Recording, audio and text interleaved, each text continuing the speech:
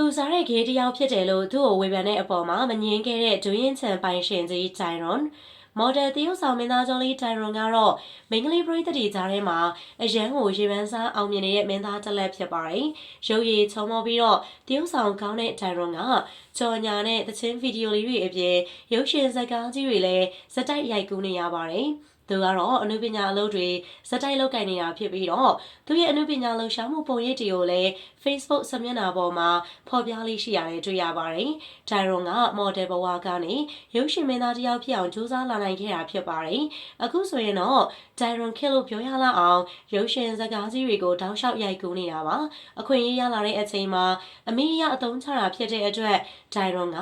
ရုပ်ရှင်ဇာတ်ကားကိုတလတကားဆိုသလိုရိုက်ကူးနေတာဖြစ်ပါတယ်။အနုပညာကြီးတွေကိုစုဆောင်းပြီးတော့စီးပွားရေးလုပ်ငန်းတွေကိုလည်းလုပ်ကိုင်နေတာဖြစ်ပါတယ်။ဂျိုင်ရွန်ကတစ်ဖက်ကအနုပညာအလုပ်လုပ်ရင်းနဲ့ငွေရှာသလိုစီးပွားရေးလုပ်ငန်းတွေနဲ့လည်းဒွင်းသီးစိုက်ပျိုးရေးအလုပ်ကိုလုပ်ကိုင်နေတာပါ။ဂျိုင်ရွန်ကမွန်ပြည်နယ်စိုက်ထုံမြို့ဇာတိဖြစ်တဲ့အတွက်ရွာမှာစိုက်ပျိုးရေးလုပ်ငန်းကိုစပြီးတော့လုပ်ကိုင်ခဲ့တာပါ။စိုက်ထုံမြို့ဘက်မှာကရွှေချက်ထောင်ရှားတဲ့ဒူးရင်ပင်တွေဖြစ်ထွန်းတဲ့ဒေသဖြစ်တာမို့ဒူးရင်ချန်စိုက်ဖို့လှုပ်ထားခဲ့တာပါ။ရာသမျှစုကြီးငွေတွေကိုစုဆောင်းပြီးတော့ဂျိုင်ရွန်က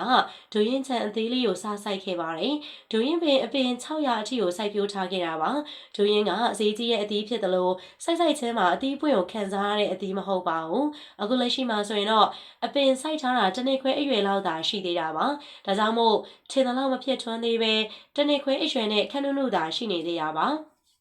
အပင်ကနေအသီးလည်းမသီးသေးသလိုသီးပင်အထိလည်းမဖြစ်သေးပါဘူး။နှစ်ချီဆက်ရမှာဖြစ်တဲ့အတွက်တိုင်ရွန်က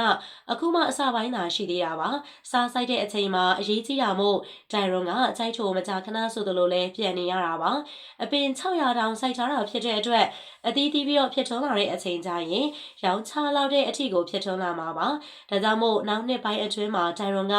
ဒူးရင်ချန်ပိုင်ရှင်ကြီးအဖြစ်မြင်တွေ့ရတော့မှာဖြစ်ပါတယ်။အခုလိုမျိုးအောင်မြင်လာတာနဲ့အမျှဂျိုင်ရွန်ကစပွန်ဆာယူတဲ့ထူစားတဲ့ဂေးတစ်ယောက်ဖြစ်တယ်ဆိုပြီးတော့ဝေဖန်တိုက်ခိုက်မှုတွေကြုံတွေ့နေရတဲ့အပေါ်စိတ်မကောင်းဖြစ်လို့နေပါတယ်။သူဝါသနာပါတဲ့ဒီအနုပညာအလုံးနဲ့ပဲသူ့ရဲ့မိဘတွေကိုဂုဏ်ယူစေခြင်းခဲ့တယ်လို့ဆိုပါတယ်။တရုတ်ဆောင်ဂျိုင်ရွန်ကအခုလက်ရှိအောင်မြင်နေကြတဲ့အနုပညာရှင်တွေထဲမှာတယောက်အပါဝင်ဖြစ်ပါတယ်။သူအနေနဲ့မကြာခင်ကစပွန်ဆာထားတဲ့ထူစားတဲ့ဆိုတဲ့ဝေဖန်တိုက်ခိုက်မှုတွေခံခဲ့ရတယ်လို့ဆိုပါတယ်။ဒီအကြောင်းအရာတွေကလည်းသူ့ရဲ့မိဘတွေနားထဲပြန်ရောက်သွားတာကြောင့်စိတ်မကောင်းဖြစ်ရတဲ့အကြောင်းမီဒီယာတွေကနေတဆင့်ပြောပြထားတာလည်းဖြစ်ပါတယ်။ကိုကအနုပညာအလုပ်ကိုချစ်လို့လုပ်တာလေကိုရိုင်းကောင်းမှပြီးတော့ရွေးချယ်ခဲ့တဲ့လမ်းတစ်ခုမှာကိုမိဘကလည်းပြောရမယ်ဆိုရင်ကောင်းကောင်းမွန်မွန်ထားနိုင်ရသားနဲ့နောက်ကွယ်မှာစပွန်ဆာယူတဲ့ကိစ္စတွေဂေးတယောက်လို့ပြောနေကြတဲ့ကိစ္စတွေကသူများစီကချူစားတယ်ဆိုတဲ့ကိစ္စတွေကသူတို့လည်းပြန်ကြားတယ်ဆိုတော့ကျွန်တော်စိတ်မကောင်းလို့သူကပြောပါတယ်။သူတို့ကို TV ပေါ်မှာမြင်လို့ရတဲ့မင်းသားတစ်လက်အနုပညာရှင်တစ်ယောက်လို့ဂုဏ်ယူစေခြင်းခဲ့ရလေသူတို့ကိုယ်တိုင်လည်းပြန်ကြားနေရတယ်ဆိုတဲ့အခါကျတော့ကျွန်တော်ကိုယ်တိုင်လည်းအနေထိုင်မတက်တာလည်းပါလိမ့်မယ်ဒီကိစ္စကိုမဖြေရှင်းတော့ဘူးဖြေရှင်းလေပို့ရှုပ်လေဖြစ်တော့မယ်ဆိုတော့ကျွန်တော်အကြောင်းကိုကျွန်တော်နောက်ွယ်မှာပဲပြောပါစေလို့ဆိုပါတယ်တိုင်ရွန်ကခုနောက်ပိုင်းမှာဆိုရင်အနုပညာအလုပ်ကိုလည်းအရန်ကိုစူးစမ်းလာခဲ့တာပါမော်ဒယ်အဖြစ်ကနေဘယ်သူမှခေါ်ရိုက်တဲ့သူမရှိတဲ့အခြေအနေကိုလည်းရင်ဆိုင်ခဲ့ရပါတယ်ဒါပေမဲ့အနုပညာရှင်ကြီးတချို့နားပြီးတော့ရုပ်ရှင်လောကကြောက်ကြရဖြစ်နေတဲ့အချိန်မှာမင်းသားအနေနဲ့ရုပ်ရှင်ထားရိုက်ပြီးတော့နေရာတစ်ခုရရှိလာခဲ့တာပါအခုလိုမင်းသားတက်လက်ဖြစ်လာတဲ့အပေါ်မှာတန်ဖိုးထားသလိုနေရာမပြောက်သွားဖို့လည်းအကောင်းဆုံးကြိုးစားသွားမှာဖြစ်ပါတယ်ဂျိုင်ရွန်ကအခုဆိုရင်ရုပ်ရှင်ဇာတ်ကားအများဆုံးရရတဲ့မင်းသားအနေနဲ့ရက်တည်နေသလိုတစ်ဖက်လမ်းမှာလည်းထုတ်လို့ရေးတွေကအပြိုင်ဆိုင်ကိုကန်လန့်နေကြတာဖြစ်ပါတယ်အောင်မြင်လာတဲ့အချိန်မှာအကယ်ဒမီရဖို့အတွက်လည်းဂျိုင်ရွန်ကမျှော်လင့်ပြီးဖြစ်ပါတယ်